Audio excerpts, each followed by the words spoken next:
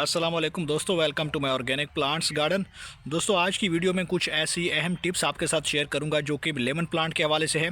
और lemon plant को ख़रीदते वक्त आपने कौन कौन सी बातों का ध्यान रखना है ताकि आपका पौधा जो है वो अच्छे से ग्रो कर सके, जो आपके लिए फ़ायदेमंद साबित होंगी। इस वीडियो में बताऊँगा कि आपको पौधा ख़रीदते वक्त कौन कौन सी बातों का ध्यान रखना चाहिए ताकि आपके पौधों के ऊपर बेशुमार नई ब्रांचेस भी आ सकें, फ्लावर्स भी आ सकें और साथ में बहुत सारा फ्रूट भी लग सके। तो पहली बात यह है कि जब भी आप किसी भी नर्सरी से कोई भी लेमन प्लांट ख़रीदें तो उसके लिए पौधा जो है वो ग्राफ्टेड होना चाहिए। अब ये ग्राफ्टेड पौधा कौन सा होता है?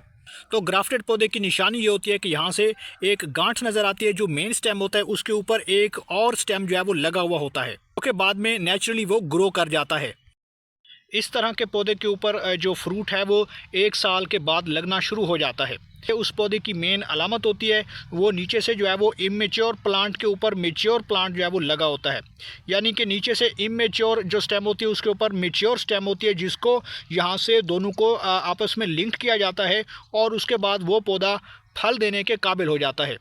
तो ग्राफ्टेड पौधे का सबसे बड़ा एडवांटेज यही है कि आप उस छोटे पौधे को किसी भी बाल्टी के अंदर, कंटेनर के अंदर या गमले के अंदर या फिर क्यारियों में लगा सकते हैं और ऐसा पौधा अच्छे से ग्रो करता है और ऐसे पौधे को ज़्यादा केयर की ज़रूरत नहीं पड़ती। इसके अलावा दूसरा पौधा एयर लेयरिंग वाला होता है और वो सबसे अच्छा होता है।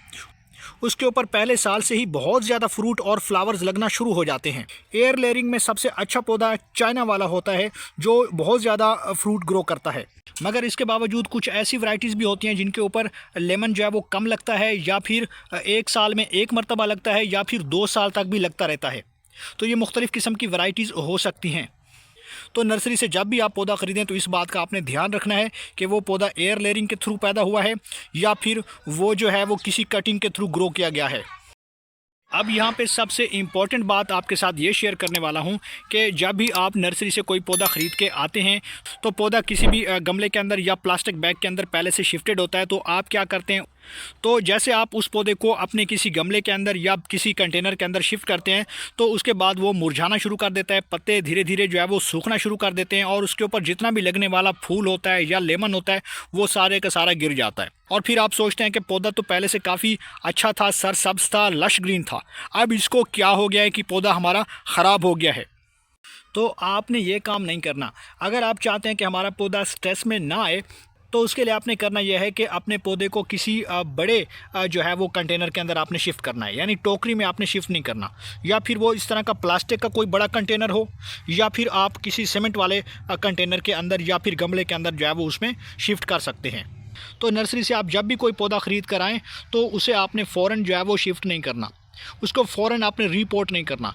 लेमन प्लांट चूँकि एवरग्रीन होता है और सारा साल इसके ऊपर फल बनता रहता है, तो इसके लिए आपने पहले से ही ऐसा इंतखाब करना है कि कोई बड़ी जगह में आपने इसे शिफ्ट करना है, चाहे वो आप क्यारी में लगा रहे हैं या फिर किसी बड़े कंटेनर में लगा रहे हैं। तो ऐसी जगह पे लगाएं जहाँ पे पौधा जो है वो मुकम्मल तौर पे सेटिस्फाइड हो और आप उसे बार बार उसके कंटेनर को तब्दील ना करें। अगर आप बार बार रिप्लेस करते रहेंगे तो पौधा आपका स्ट्रेस में जाता है और इससे आपका पौधा मुकम्मल तौर पे ख़त्म हो जाता है, ग्रो नहीं करता। तो ट्रांसप्लांट करते वक्त आपने इस बात का ध्यान रखना है कि पौधे को पानी जो आपने ज़्यादा लगाना है, कम पानी नहीं देना। पौधे को कंटेनर में शिफ्ट करने के बाद आपने नाइट्रोजन वाली, पोटाशियम वाली और फास्फोरस वाली खादों का इंतखाब करना है, यानी कि पौधे को आपने महीने में 1 मरतबा इस तरह की खाद जो है वो देनी है जिसके अंदर नाइट्रोजन और फास्फोरस ज़्यादा हो। तो इस तरीके से आपका पौधा अच्छे से ग्रो करता रहेगा, पौधे की नशोनुमा चलती रहेगी और पूरा साल आपके पौधे के ऊपर फ्रूट भी आता रहेगा। तो ये थी इन्फॉर्मेटिव वीडियो जो मैंने आपके साथ शेयर की है। उम्मीद है ये वीडियो आपको पसंद आई होगी। वीडियो पसंद आई है तो वीडियो को लाइक कर दें और भाई के चैनल को सब्सक्राइब कर दें।